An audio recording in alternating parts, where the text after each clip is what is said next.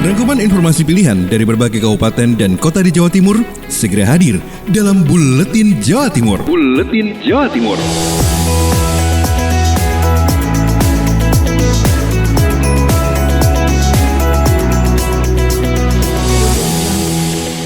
Sahabat salam jumpa, saya Wisnu Dermawan kembali menyapa dan menghadirkan rangkuman informasi terkini dari Lembaga Penyiaran Publik Lokal Radio Kabupaten dan Kota di Jawa Timur yang terangkum dalam Buletin Jawa Timur edisi Senin 15 Juni 2020.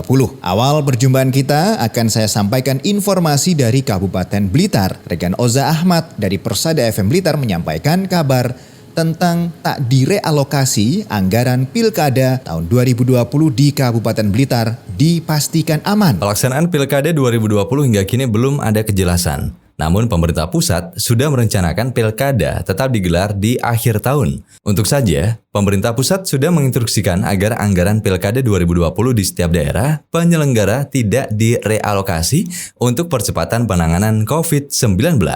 Kepala Badan Pengelolaan Keuangan dan Aset Daerah BPKAD Kabupaten Blitar, Husna Lindarti mengatakan, dana hibah yang diberikan Pemda untuk KPU maupun Bawaslu guna penyelenggaraan Pilkada 2020 dipastikan aman. Anggaran yang dituangkan dan disetujui pada naskah Perjanjian Hibah Daerah atau NPHD tahun lalu mencapai miliaran rupiah. Rinciannya untuk KPU senilai 52,1 miliar rupiah dan untuk Bawaslu 14 miliar rupiah. Sehingga pihaknya siap mencairkannya sesuai aturan mekanisme dan tahapan yang ada. Jadi kebijakan dari pusat untuk dana pemilu kada hibah untuk tidak direlokasi, baik kepada KPU Bawaslu maupun kepada instansi vertikal. Itu aman, tidak ada yang direlokasi. Kusna menambahkan sesuai tahapan pencairan dilakukan 3 tahap. Pertama, 14 hari setelah APBD ditetapkan sebesar 40%, kedua 50% 4 bulan sebelum pelaksanaan, dan ketiga 10% 1 bulan sebelum pelaksanaan. Oza Ahmad melaporkan. Dari Kabupaten Blitar, kita menuju Kabupaten Ngawi. Henti Ludiana dari Suara Ngawi menyampaikan informasi tentang pemerintah Kabupaten Ngawi masih terus laksanakan rapid test secara gratis. Menghadapi new normal, Pemkab Ngawi terus mengadakan rapid test di wilayah Kabupaten Ngawi guna mengantisipasi bertambahnya penderita COVID-19. Setelah melaksanakan rapid test di pasar-pasar tradisional yang ada di Kabupaten Ngawi, Pemkab Ngawi juga melaksanakan rapid test di pasar-pasar modern, perbankan, perusahaan, exit tol, juga pos penyekatan mantingan. Pemkab Ngawi juga mewajibkan para ASN, terutama yang sering bertugas di lapangan atau yang bertugas di bidang pelayanan, untuk mengikuti rapid test di Paseban Dr. Rajiman Widyo di Ningrat, Kabupaten Ngawi. Budi Sulistiono Kanang, Bupati Ngawi mengatakan, dengan mengetahui hasil rapid test, Pemkab Ngawi akan mencoba untuk menelusuri betul bagaimana COVID-19 berkembang di komunitas masing-masing tempat yang berbeda tersebut. Untuk kita telusuri betul sejauh mana rapid ini berkembang di komunitas mereka. Kemudian yang lain kita sudah melangkah lagi ke yang punya risiko. Yang punya risiko siapa? Ya ini petugas-petugas pos yang selama ini melakukan penyekatan dengan berbagai tipikal orang dari berbagai asal mereka. Nanti juga kita ke ASN yang langsung kontak langsung untuk pelayanan, termasuk petugas-petugas puskesmas ini juga kita rapid semua. Sedangkan rapid test ini dilaksanakan secara gratis dan akan terus dilaksanakan, yang juga diperuntukkan bagi pendatang dan pedagang atau orang luar Kabupaten Ngawi yang bekerja di Kabupaten Ngawi. Henti Ludiana, LPPL Suara Ngawi. Sementara itu, rekan Sofia Latif dari Suara Pasuruan mengabarkan tentang dampak COVID-19 terhadap penerimaan pajak daerah di Kabupaten Pasuruan. Dampak COVID-19 di Kabupaten Pasuruan juga mengimbas pada penerimaan 10 pajak daerah, diantaranya pajak hiburan, pajak hotel, dan pajak restoran. Besarannya mencapai 50%. Itu yang dikatakan Muhammad Syafi'i, Kabid Pendataan, Penetapan, dan Pelaporan Badan Keuangan Daerah Kabupaten Pasuruan kepada Emil Akbar, reporter Suara Pasuruan. Dampaknya terasa mulai April sampai Mei, Mas Emil ya. Maret itu di kisaran sudah, kan mulai tanggal 10 sudah pemerintah mengambil tanggal 10 Maret itu kan pemerintah mulai mengambil kebijakan untuk dalam rangka COVID-19 itu. Di bulan Maret sudah berdampak terhadap penerimaan pajak-pajak kita, ya, pendapatan asli daerah kita sudah berdampak. Itu sudah berkurang 30% di bulan Maret itu terhadap pemasukan daripada pendapatan asli daerah melalui sektor pajak daerah. Penerimaan pajak daerah masih di kisaran 30% dari target yang kita rencanakan, dan bulan Mei kemarin, akhir bulan Mei kemarin, target kita terus terang kita sesuaikan dengan kondisi yang ada. Jadi kita turunkan target itu sampai 33% dari rencana semula, rencana awal di tahun 2020. Jadi kita sesuaikan dari rencana penerimaan kita dari sektor pajak daerah ini. Sofia Latif, Suara Pasuruan. Dari Tulungagung, rekan Mega Kristi dari RGR FM mengabarkan BPJS Ketenagakerjaan berikan bantuan beras. Gugus Tugas Percepatan Penanganan COVID-19 Kabupaten Tulungagung menerima bantuan beras sebanyak 3 ton dari BPJS Ketenagakerjaan KCP Tulungagung untuk warga Tulungagung yang terdampak COVID-19. Bantuan tersebut diterima langsung oleh Ketua Gugus Tugas Percepatan Penanganan COVID-19 Kabupaten Tulungagung, Dr. Andes Marioto Birowo MM, yang juga sebagai Bupati Tulungagung. Dalam keterangannya, Bupati menyampaikan rasa terima kasih kepada BPJS Ketenagakerjaan KCP Tulungagung yang telah peduli terhadap warga Tulungagung yang terdampak COVID-19. Oleh karena itu, bantuan tersebut juga akan segera disalurkan kepada keluarga yang terdampak COVID-19 di Kabupaten Tulungagung dan warga kurang mampu.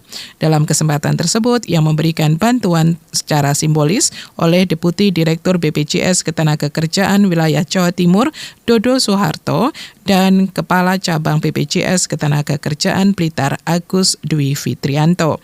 Saya Mega Kristi, 90,1 RGR FM Tulungagung. Kita melanjutkan ke Kota Probolinggo. Ada Vivi Agustiani dari Suara Kota Probolinggo mengabarkan Pelindo Cabang Probolinggo serahkan bantuan ribuan alat rapid test. Pelindo 3 Cabang Probolinggo menyerahkan bantuan berupa 600 alat rapid test ke pemerintah kota Probolinggo. Selain memberikan bantuan tersebut, Pelindo menjanjikan jumlah lebih besar untuk melakukan rapid test massal di kota ini. Hal ini disampaikan manajer Pelindo 3 Cabang Probolinggo Aji Joko Wibowo dan Kepala Kantor Kesiabandaran dan Otoritas Pelabuhan KSOP Kapsubur Fokur Rohman saat bertemu Sekda Dr. Gigi Nini Ira Wibawati hari Kamis lalu di kantor Pemkot Probolinggo. Bantuan alat rapid tersebut nantinya akan menyokong kebutuhan dinas kesehatan setempat. Pasalnya, Dinkes sebenarnya sudah menganggarkan 8.500 alat rapid test yang digunakan untuk tempat karantina, ODP, PDP, OTG, baik itu hasil tracing atau pelaksanaan di masyarakat. Masih menurut Sekda Ninik, Dinkes pun telah membuat prioritas siapa yang harus mengikuti rapid test, dimulai dari kepala daerah, Forkopimda, DPRD, Kepala OPD, dan selanjutnya rencananya santri yang tiba di Ponpes hingga pedagang pasar. Sementara itu, dalam pertemuan tersebut juga dibahas tentang hasil rapid test yang diselenggarakan di Pelindo 3 Cabang Probolinggo. Dari 1.800 tes, hanya 2 yang menunjukkan hasil reaktif dan kini sudah ditindaklanjuti oleh Dinas Kesehatan setempat dan dikarantina sambil menunggu hasil swab. Vivi Agustiani, Suara Kota, Probolinggo. Menuju Kabupaten Nganjuk, rekan Agustin Merdekawati dari RSHal Nganjuk menyampaikan kabar pemerintah Kabupaten Nganjuk serahkan ribuan paket beras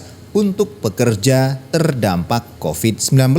Pemkab Nganjuk memberi perhatian khusus kepada ribuan pekerja yang selama pandemi COVID-19 diputus hubungan atau dirumahkan. Dan Bupati Novi Rahmah Hidayat menyerahkan bantuan beras masing-masing seberat 20 kg. Total ada 2.618 pekerja terdampak COVID-19 yang mendapat bantuan beras tersebut. Bantuan beras akan disalurkan selama 9 bulan dan tiap bulan 20 kg. Dan disebutnya Pemkab hanya menghadirkan perwakilan pekerja di kantor Dinas Tenaga Kerja, Koperasi, dan UKM. Dijelaskannya keberadaan ribuan pekerja yang di PHK dan dirumahkan tanpa mendapat gaji yang memang diperhatikan oleh Pemkab Nganjuk. Mereka terdampak langsung akibat pandemi yang melemahkan sektor usaha. Agar iklim investasi di Kabupaten Nganjuk tidak terus lesu, disebutnya dirinya akan terus menjalin komunikasi dengan para investor agar mau berinvestasi di Kabupaten Nganjuk. Pemkab Nganjuk sudah menyiapkan KING atau kawasan industri Nganjuk 1, 2, dan 3 3 dengan luas sekitar 2.000 hektar. Dari Agustin Merdekawati, Suara Anjuk Ladang Anjuk. Kita bergerak menuju ke Kabupaten Sidoarjo. Rekan Panji Harto dari Suara Sidoarjo mengabarkan daya tampung RSUD Sidoarjo untuk pasien COVID-19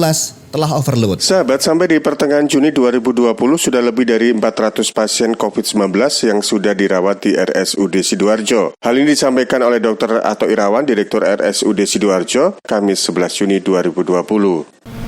Kami ini kan sudah optimal ya, 141 tempat tidur bed untuk ruang isolasi. Kalau dihitung dengan jumlah bed total rumah sakit ya 20% dari jumlah total. Artinya ini sudah sangat maksimal karena juga kita harus mempertimbangkan SDM yang ada. Ya, mungkin SDM nambah segera. Dan saat ini pasien yang kami rawat 141 kamar itu bed itu sudah penuh. Dr. Ato Irawan memperkirakan bahwa kurva pandemi COVID-19 belum turun. Baru pada Juli 2020 capai puncaknya dan di bulan Agustus 2020 akan turun. Dr. Ato Irawan juga menghimbau kepada masyarakat untuk tetap melakukan protokol kesehatan pasca PSBB tahap 3 berakhir. Hal ini dilakukan supaya kita bisa mencegah penyebaran pandemi COVID-19. Demikian laporan Panji Harto, Suara Sidoarjo. Sementara itu, Ari Agustias dari Pradya Suara Tuban mengabarkan sambut new normal, KPP Pratama Tuban siap buka layanan tatap muka. KPP Pratama Tuban akan kembali melanjutkan layanan perpajakan secara tatap muka setelah dihentikan untuk mengurangi resiko penyebaran COVID-19. Kepala KPP Pratama Tuban Eko Ratnadi Susetio melalui pers rilis Jumat 12 Mei menyampaikan, terhitung mulai Senin 15 Mei 2020, KPP Pratama akan kembali membuka layanan perpajakan tatap muka. Kendati demikian, Eko menjelaskan tidak keseluruhan layanan dibuka, kecuali untuk pelayanan pendaftaran NPWP, laporan SPT yang sudah wajib e-filing, permintaan surat keterangan fiskal, dan permintaan validasi SSP PPHTB yang dapat dilakukan secara daring. Ditambahkan untuk aktivasi e-fin bisa dilakukan melalui email kantor pelayanan pajak KPP. Kemudian apabila wajib pajak lupa e-fin bisa melalui telepon, email KPP, live chat pada situs web DJP atau Kring Pajak. Adapun untuk VAT refund melalui email KPP yang melayani VAT refund. Layanan tatap muka dilakukan dengan tetap menjaga protokol kesehatan termasuk memastikan jarak aman, sehingga jumlah wajib pajak yang dilayani akan dibatasi menyesuaikan kapasitas ruangan dan jumlah petugas pelayanan. Petugas KPP yang akan melayani masyarakat wajib pajak harus mematuhi protokol kesehatan dengan menggunakan masker, face shield, dan atau sarung tangan, menjaga jarak aman dan menghindari kontak fisik seperti berjabat tangan. Ari Agustias, Pradya Suara Tuban untuk Buletin Jawa Timur. Dari Tuban kita beranjak ke Pamekasan.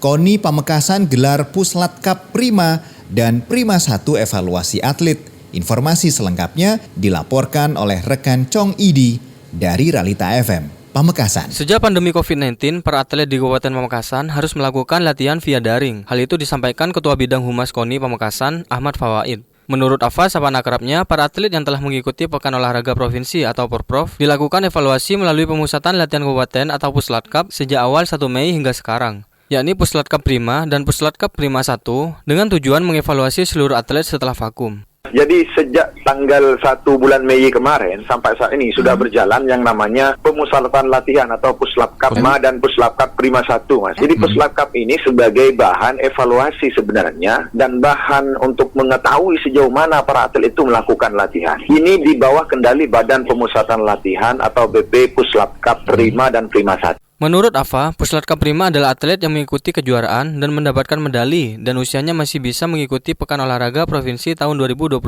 Sementara Puslatkap Prima 1 adalah atlet yang juga mengikuti kejuaraan tahun sebelumnya dan usianya sudah tidak bisa mengikuti Pekan Kejuaraan lagi di tahun 2021.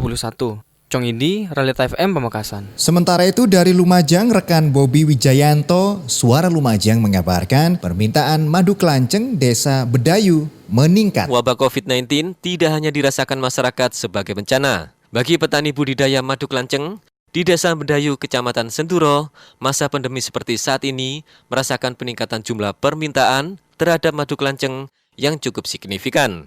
Manfaat madu untuk kesehatan mulai diminati masyarakat sebagai salah satu alternatif untuk meningkatkan sistem imun tubuh. Paiman, Kepala Dinas Pertanian Kabupaten Lumajang menjelaskan bahwa di Kabupaten Lumajang sangat mudah mendapatkan madu asli, salah satunya di Desa Bedayu, Kecamatan Senduro. Beberapa warga telah memilih untuk melakukan budidaya tawon penghasil madu kelanceng. Pak Iman juga menjelaskan, sebagian petani berkeinginan agar Desa Bedayu menjadi salah satu sentra budidaya madu kelanceng di Kabupaten Lumajang. Permintaan tersebut akan disampaikan langsung kepada Bupati Lumajang. Menurut Pak Iman, potensi wilayah seperti halnya Desa Bedayu yang memiliki produk hasil pertanian harus terus didampingi untuk memberikan dukungan terhadap para petani. Sehingga jumlah dan kualitas produk terus meningkat, para petani juga merasakan hasil peningkatan perekonomian.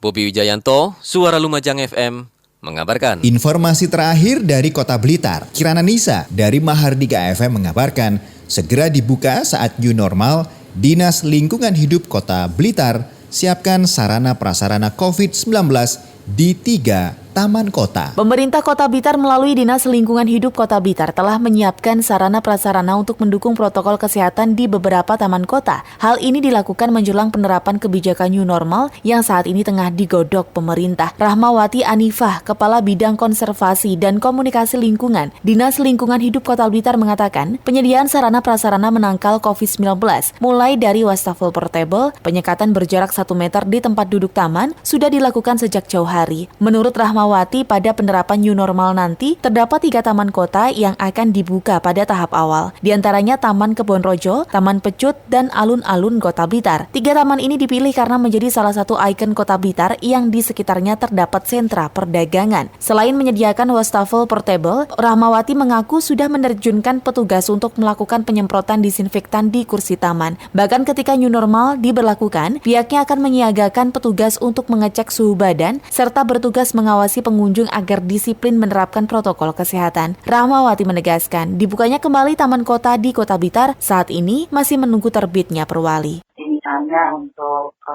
kursi taman kita sudah memberi tanda untuk jaga jarak. Kemudian juga untuk wastafel untuk cuci tangan. Rahmawati menambahkan, meski kembali dibuka saat new normal, kegiatan di 3 taman kota ini tetap dibatasi, termasuk pertunjukan air mancur di Taman Pecut setiap malam minggu pada tahap awal masih ditiadakan. Kirana Nisa, Mahardika FM. Seluruh rangkaian informasi dari Lembaga Penyiaran Publik Lokal Radio Kabupaten dan Kota di Jawa Timur yang terangkum dalam Buletin Jawa Timur edisi hari Senin, 15 Juni 2020 telah kami hadirkan. Saya Wisnu Dermawan undur diri. Kita jumpa kembali di Buletin Jawa Timur edisi berikutnya. Rangkuman informasi pilihan dari berbagai kabupaten dan kota di Jawa Timur baru saja sahabat dengarkan dalam Buletin Jawa Timur. Buletin Jawa Timur. Buletin Jawa Timur bisa sahabat dengarkan Senin sampai Jumat jam 8 pagi dan 4 sore.